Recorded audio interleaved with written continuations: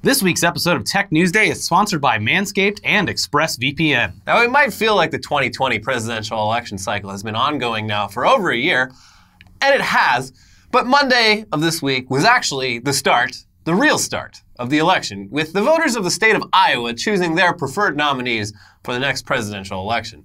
Now, obviously, the Republicans went with the incumbent, Donald J. Trump, but who did the Democrats pick? Well, we don't know. Slipknot. Yeah. Corey Taylor. If they were on the ballot, they'd definitely win. So, yeah, as of when we're filming this, at least, nearly 2 whole days after the Iowa primary, we do not know who won the Iowa primary, which is odd. Also, I kind of just misspoke there calling it a primary, because it's not. What happens in Iowa is called a caucus, and I guess we better explain what the hell that is before we get to why we're even talking about this on our weekly technology show. Yeah, the weirder part about this is that all of the results should have been in, if it was a typical year, by like 9 p.m. Yeah. Eastern. Very simple process. Even the fact that it was like getting to midnight, and they're like, we've never seen anything like this. I was watching, Brian Williams was like literally calling it a dumpster fire on national TV. Everyone has been very open about how bad this was. What a shit show this is, which is nice. So anyways, in most states, party primaries involve simply going down to your local polling place on a certain day and filling out a ballot, or maybe even just mailing in a ballot that you filled out from home. The votes get counted, and whichever candidate got the most votes gets to send their pledged delegates to the Democratic National Convention in the summer to, again, vote for that candidate. Yes, okay, there's already too many steps in there, but Iowa's system, it really takes this whole thing to its absolute extreme. It's bonkers. Instead of filling out a ballot, voters in Iowa, they head down to a local caucus site and physically stand in the part of the room labeled with their preferred candidate. If any candidates get fewer than 15% of the people in the entire room, that candidate is non-viable. And those voters must now either choose a viable candidate or just go home. Now, after the realignment, bodies are counted again, and the number of delegates designated for that precinct are divided according to the percentages of the remaining candidates. So it's crazy. That's just the beginning, too. So, of course, math, dividing the number of delegates by the number of voters usually ends up involving rounding up or rounding down. But in the case of a perfect tie, they literally just flip a fucking coin. Yeah. Look at this shit. I mean, at least pick someone who knows how to flip a coin. This is ridiculous. Well, the pressure's on when you have to, the whole world's watching. I guess so. Yeah. Anyways, yeah, this whole process, it takes hours on a weeknight. A school night, a work night, because it involves voters and even official candidate surrogates actively trying to influence each other's decisions. Yeah, if someone's not viable, they can you can have someone run over and be like, hey guys, this is why you should join the Buttigieg camp, or the Bernie camp, or the Warren camp. The whole system, it feels like it was designed in like the 60s by like one of those Stanford professors. It's just like, hey, what would happen if we threw a bunch of people in prison and made some of them the guards? What if we threw a bunch of voters in a room to like, they weren't voting normal. Now they actually have to like influence each other. There's peer pressure. There's a whole bunch of psychological aspects. And the best part about this too is that like America in general, very confrontational with the mask of online anonymity. Yeah. But America, not really confrontational in small buildings with other people. And like this is the most like awkward kind of thing too, because people are like, you're in a room like trying to discuss why your candidate's better with other people doing the exact same thing. Yeah, anyone with social anxiety, probably gonna skip it. Also, anyone with any disability, probably gonna skip it. Or anyone that has like a job to do the next day or that day or that night. Most of these polling or caucus sites are like not ADA compliant, or like if you have any sort of like obstacles or obligations in your life, you're probably not going to make it to caucus. It's a bad system. But anyway, all of that, everything we just explained, that is just step one, baby. Yeah. Next, these precinct delegates go on to a county delegation, and then there's new delegates there. Those delegates go on to a state delegation, and they do more math, and then finally, the final state delegates are the ones that go to the DNC. It is madness. And because of all those layers, winning the popular vote does not necessarily mean that you win the most delegates. There's a lot of math, a lot of conversions here. It's nonsense. Also, new rules this year that were mostly for transparency, but these new rules meant that precincts had to record not only the final delegate counts from each precinct, but also the total number of voters who went to each corner in the first round, and then the total number of voters for the second round. Yeah, now it is funny that this was done for transparency and ended up like making things way worse. Yeah, shadowy even, you might say. Hello. But the Iowa caucus is important because it's the very first step of the Democratic primary. And that's literally the only reason it's important. Yep. Iowa's population, the whole state, the entire state of Iowa, is smaller than the city of Los Angeles. And at the DNC, Iowa accounts for just 2% of the total delegates. But Iowa goes first. And it's a huge spectacle involving thousands of campaign staff, tons of money, and a disproportionate amount of news coverage. And its results are considered influential for later primaries and caucuses. So, having said all of that, what are the results? Well, as of when we're recording this, we don't know, and neither does anyone else. I mean, Pete said he won, and I regretted doing the dance so many times because I was like, I wanted to tweet out when it was going down, when he was doing his victory speech, even though 0 people were reporting in. Mm-hmm. Like, no, Iowa, we were doing it ironically. Yeah. Well, he had high hopes. For a minute. Yeah. Now, usually, as we said before, you would know by Monday night or early Tuesday morning, since all that's involved is taking a bunch of numbers and adding them up. That's all you need to do. Yeah. But this year, the Iowa Democratic Party decided to use an app for that. Oh, good. And boy, did that app fuck everything up. Leading up to the Iowa caucus, it was announced that precinct captains at each of the over 16,000 precincts would be doing their math and sending their caucus results to the state party via an app. To be clear, they also used an app in 2016 that was developed by Microsoft. But details about this 2020 app, including what it was called and who even developed it, were kept secret for security reasons. Which on the one hand, kind of makes sense since it's pretty hard to attack an app that you can't even find. But on the other hand, feels very shady because digital voting is still widely considered a terrible idea, and the people responsible should at least be held accountable if things go wrong. And go wrong, they fucking did. Yeah, I love that both things, out of an abundance of caution, both things kind of failed everyone. Yep. Yeah. First off, even getting this secret app onto a phone, it was apparently a mess. As one county chairman wrote in an op-ed for the Washington Post, quote, "When I downloaded it on January 31st, the installation instructions had been convoluted. You had to fill out a survey, which then got you a link, and then you had to download a different app and enter a code from your email, and then you would get the real app. This was meant to keep everything secure. But we have caucus chairs who need their grandkids to program their DVRs. And the training for the caucus chairs hadn't included any guidance. The party didn't really roll out the app so much as drop it on the doorstep. On Monday, I fielded calls all day from chairs trying to download the app and getting blocked. And when I tried to sign in myself, I was told that my PIN wasn't valid. In our county, only 2 of the 22 caucus leaders were able to use the app successfully. Give those people a raise. Yeah. These people are geniuses. Yeah. Yeah, that's another thing. Like, day one thing. You say like, okay, we're making an app. What kind of person is usually a caucus chair? Yeah. Man or woman, chairman or woman. Was this app developed for the jitterbugs? Yeah, so okay, okay. Looking at the data, we see that the average age for the caucus chairperson is 120 years old. Yeah. So maybe an app with a convoluted download and process, and it may be just not a good idea. Maybe we either don't do the app, or if we want the app, make abundantly sure that the people who are using it are either trained or young enough to know how these things usually work. Yes. Or we do none of that. Yeah. So yeah, caucus chairs who couldn't get the app to work, they opted to just phone in their results the old-fashioned way, as it's always worked. Mm-hmm. But the party clearly didn't prepare enough for this outcome, and there were only a handful of volunteers assigned to phones who now had to deal with thousands of precincts, all calling in at the same time. People were on hold for hours, and many just ended up going to bed. And on top of that, people who did get the app to work, they ended up sending over only partial data because, the app itself was apparently riddled with bugs. Yeah, you know how when you get an app on your phone and it's like a new hot thing and they have multiple patches before it's even usable? Nah, version 1.0, let's do it. Yeah, I mean, basically, when like a new video game comes out and, nothing ever works because the devs didn't QC it nearly enough. But they had to meet a deadline. Yeah. This is like that, but with democracy. It's the anthem of apps. But at least with video games, you know who the devs and publishers are, right? Who the hell made this garbage Iowa caucus app? Well, as this was all unfolding, news outlets started to figure out that thanks to unnamed sources within the Democratic Party, it turns out that this shadowy app was the work of a company literally called Shadow. Come on. Jesus. Shadow is a subsidiary of a Democratic nonprofit group called Acronym that launched in 2017. Or is it?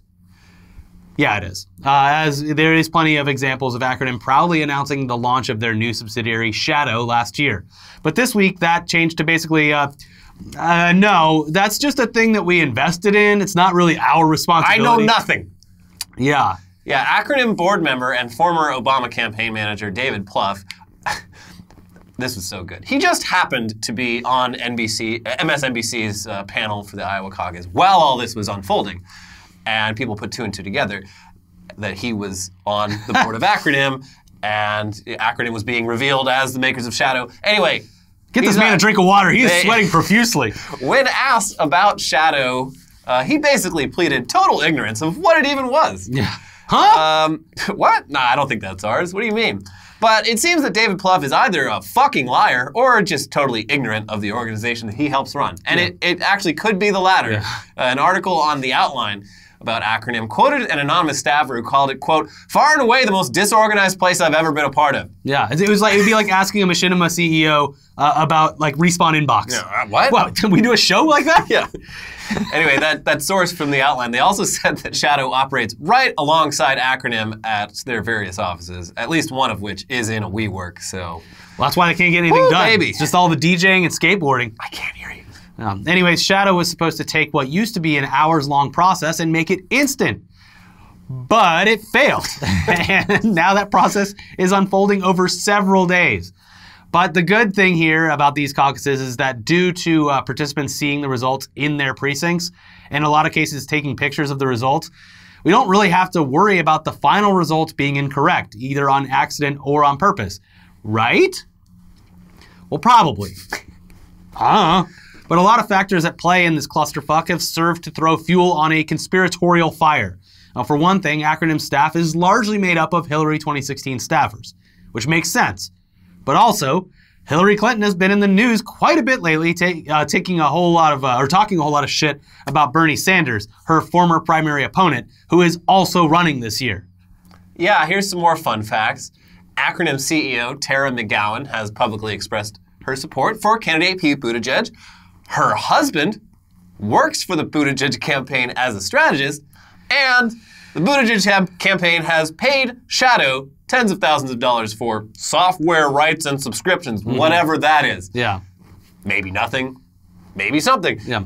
One thing that led to extra confusion during this caucus debacle was Pete Buttigieg inexplicably appearing to declare victory in Iowa before any official results were released.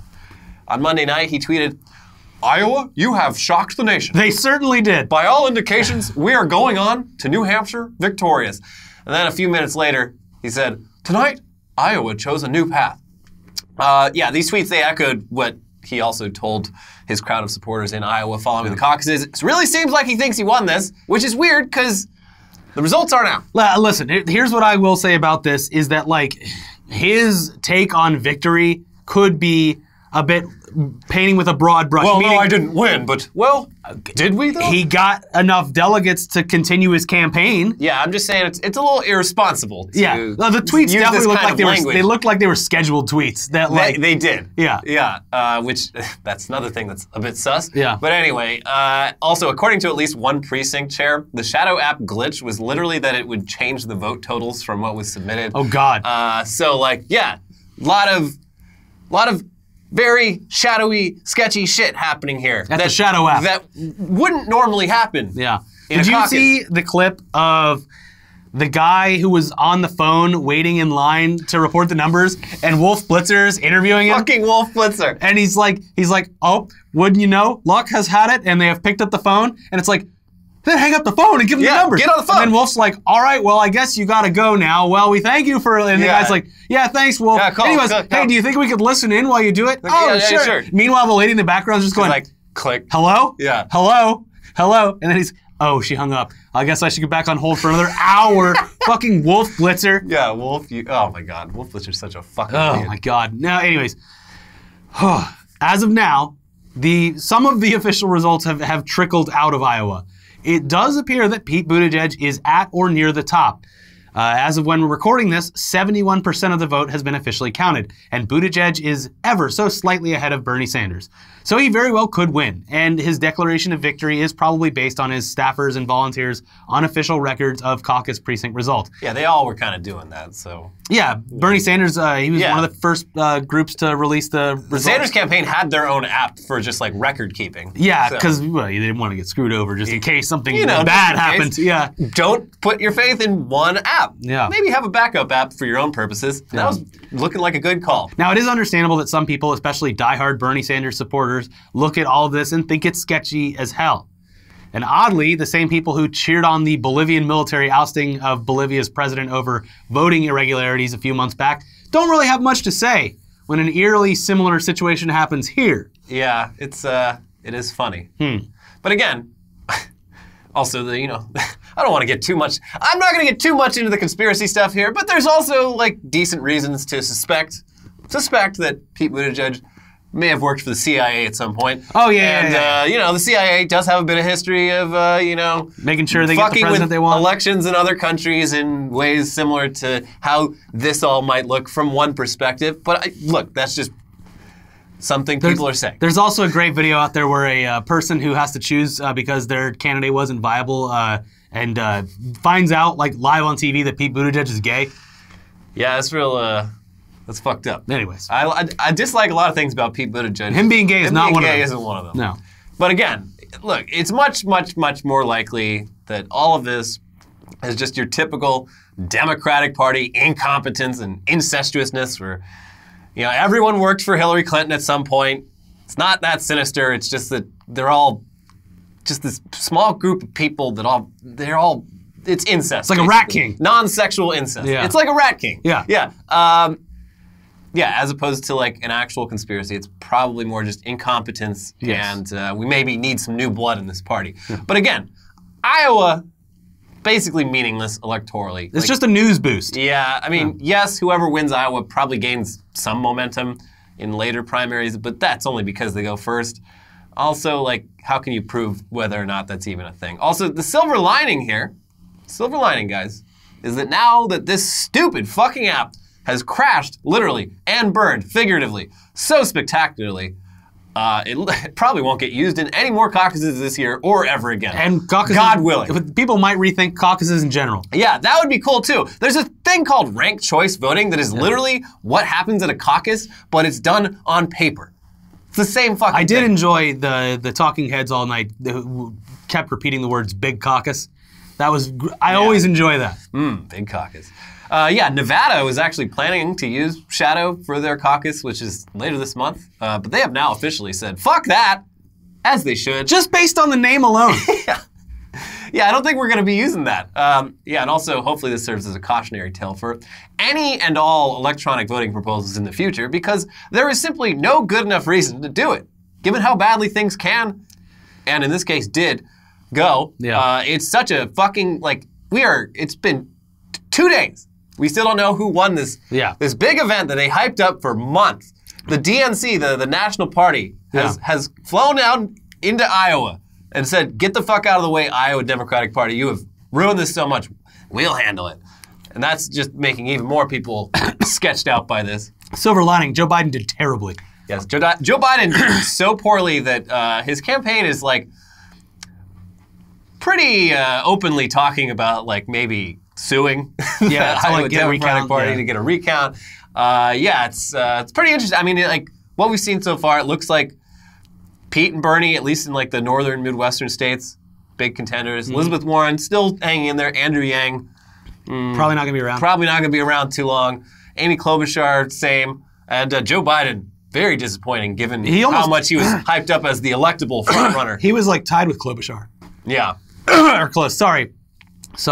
I'm never going to a party with a bunch of people in one room ever again. The Super Bowl party has gotten me sick again. Not in this time of year. Anyways, if there's updates to this whole thing, if all the precincts finally report in and we have a winner, we will add it right here. All right, so as of 6 p.m. Pacific time, Wednesday, 86% of the votes have been counted, and yeah, it looks like Pete Buttigieg might win it, though it is still very close. Meanwhile, both ProPublica and Motherboard got their hands on the actual software that Shadow made for the Iowa caucus, and they had experts take a look at it, and yep, it is shit. It is not good. Basically, no security at all. A total amateur job. Here's what one expert told Motherboard. Quote, honestly, the biggest thing is, I don't want to throw it under the bus, but the app was clearly done by someone following a tutorial. It's similar to projects I do with my mentees who are learning how to code. They started with a starter package, and they just add things on top of it. I get deja vu from my classes because the code looks like someone Googled things like how to add authentication to React Native app and followed the instructions. So, yeah, it's pretty bad. Anyway, back to the show. Okay, now with that out of the way, it's time for a word from our sponsor, starting with Manscaped. Breaking news. No, we don't know who won Iowa, but we do have a pubic service announcement for you. After more than 18 months of research and development, far longer than any kind of R&D that went into the Shadow app, the Manscaped engineering team has confirmed that they have successfully created the greatest ball hair trimmer that has ever been created. The new and improved Lawnmower 3.0 is now available for purchase. This third-gen Manscaped trimmer features a cutting-edge ceramic blade to prevent manscaping accidents, and millions of balls are about to be nick-free thanks to Manscaped's advanced skin-safe technology. Now, obviously, we were already quite satisfied with the Lawnmower 2.0, and we wondered how they could possibly improve upon it. So this is great news for ball sacks everywhere, folks. And if you used the Lawnmower 2.0, it's an easy transition, because it's the same replacement blade with a new and improved skin-safe technology. When we tell you this is premium, we mean premium. The battery lasts up to 90 minutes. There's a new LED light which illuminates grooming areas for a closer and more precise trimming. And the new motor operates at 7,000 RPMs with quiet stroke technology. And let's not forget the charging stand. Show your mower off loud and proud because this intelligently designed stand is a rapid charging dock powered by USB. Experience this life-changing product for yourself. Trim that junk of yours, get 20% off plus free shipping by going to manscaped.com and using code NEWSDAY20. As always, your balls will thank you. Again, that is 20% off and free shipping with code NEWSDAY20 at manscaped.com. This episode is also sponsored by ExpressVPN. And we all know that VPNs protect your privacy and security online, right? But in addition to keeping you safe, a great thing about using a VPN is getting to watch video content that you might not be able to usually watch depending on what country you're in currently. Yeah, we've mentioned this a bunch before, but traveling outside of the US when one of your favorite shows is airing, and might be hard to get access to it, ExpressVPN can help. Yeah, I mean, sure. Is Uncut Gems available on Netflix outside of the United States right now? I think so. Is it available here? No. I guess I'll have to travel to go watch it.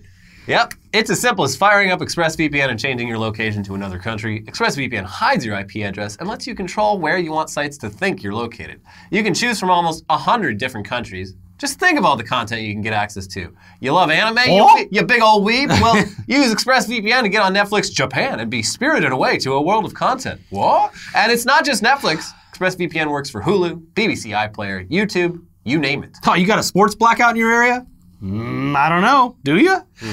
What sets ExpressVPN apart is how fast this thing is. No buffering or lag, and streaming in HD is no problem. You'll probably forget you're even using it, and ExpressVPN is compatible with all of your devices. Your phones, your media consoles, smart TVs, and more. So you can watch what you want on the go or on the big screen, wherever you are. Head to expressvpn.com/newsday right now to get an extra 3 months of ExpressVPN for free. Support the show, watch what you want, and protect yourself at expressvpn.com/newsday. We have to sign up for our own service now because we're coming up on a year, and I am not getting rid of it. Yeah. We'll have to use our own promo code. And this episode is sponsored by Shadow. Don't use Shadow. Don't use it. Anyway, now back into the news. And if this episode's news has deeply frustrated you so far, well, prepare to get even more frustrated because Phil Arrigo is back again this week, and it's probably not good news. I mean, I guess it might be. Is it good news, Phil? No. No, it's not good news, guys. Oh, man. Have you seen me talk before? All right, look. The past decade has seen some pretty big media mergers. Comcast bought NBC, Disney bought Fox, and AT&T bought Time Warner for $85.4 billion. Skrilla. So what's the big deal? Well, when you look at AT&T's 2019 earnings report, they had around 165 million subscribers. The population of the US is about 329 million, meaning half of the US is an AT&T subscriber in one way or another. That's crazy. So when the company that controls the digital pipes to half the mobile devices in the US wants to buy Time Warner, a huge company who is all built by CNN and HBO and Cinemax and TBS and tons more little digital companies and big stuff, the government puts the deal under a microscope. I mean, AT&T bought DirecTV in 2014, making them the largest pay TV provider in the US and the world. And those are their words. So with AT&T trying to gobble up Time Warner, the Justice Department sued to block their merger because they believed the combination of AT&T with Time Warner would hurt competition and lead to higher prices for consumers. When it came to withholding their content from other companies and platforms, AT&T CEO Randall Stephenson told Senate Antitrust Subcommittee, simply put, it would be irrational business behavior to do so. Time Warner's programming is more valuable when distributed to as many eyes as possible. Then, in a 2018 court filing, AT&T claimed, Turner's entire business depends on licensing and advertising revenues, and those revenues in turn depend on broad and uninterrupted distribution of its programs. Whatever revenues AT&T would earn from the tiny percentage of subscribers AT&T TV services might gain if Turner went dark on a rival distributor would be vastly outstripped by the licensing and advertising revenues Turner would lose. Translation: everyone can still watch our shows on non-AT&T platforms because if they can't, we are going to lose too much money. Well, I mean, it sounds like they mean it. That's sound business, because AT&T would really be shooting themselves in the foot if they went against their words, and AT&T is doing exactly what it told Congress it wouldn't do with Time Warner. Oh, really? It's crazy. I mean, you knew this was coming, right? You knew the killer. It's like in a movie when they open it, you go, oh, that guy's the killer. Yeah. So Ars Technica reports that AT&T refused to license Time Warner-owned shows to Netflix and other non-AT&T-owned streaming platforms. But wait, wouldn't that be... What was the phrase that AT&T had told the government that it would be? Can you pull that quote up from earlier? Irrational business behavior. And if you look in the short term, extremely short term, it totally is irrational. An AT&T spokesperson told Ars that the $1.2 billion in lost revenue was primarily caused by the decision not to sell existing content, mainly Friends, The Big Bang Theory, and Fresh Prince, to third parties such as Netflix. Here's the thing. AT&T never promised they wouldn't license their content on other platforms. They just told the government, and I'm paraphrasing here as a non-company, that it would be irrational because they would lose so much money AT&T could be in trouble financially. I don't know, if you said, look, we're gonna do this thing, it's gonna cost us $1.2 billion. If I was running the company, I'd be like, don't do that. Until some common sense kicks in. Let's zoom out to the year 2020. We're in the future, folks, and it feels like everybody has a streaming service. You got Netflix, you got Hulu, Amazon Prime, Disney Plus, Apple TV Plus, ESPN Plus, CBS All Access, DC Universe, and the list goes on and on and on. We haven't even seen the launch of Quibi, which is going to be huge, and AT&T's upcoming HBO Max. Oh, so maybe that, okay, we'll get there. And how are all these services getting their shows? One of two ways, either original content or library content. Original content is the new stuff that they make for themselves. That's Stranger Things on Netflix, Handmaid's Tale on Hulu, The Mandalorian on Disney Plus. See, you go, oh, you associate those shows because you can't get them anywhere else.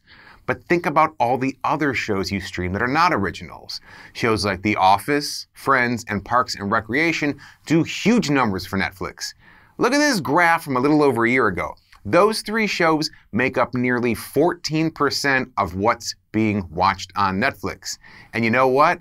They're going to be gone soon because I forgot to mention this streaming service, NBC's Peacock, will be launching soon. And guess what? It's going to be the only place that you can stream The Office. Sorry, Netflix. Wah, big red tear.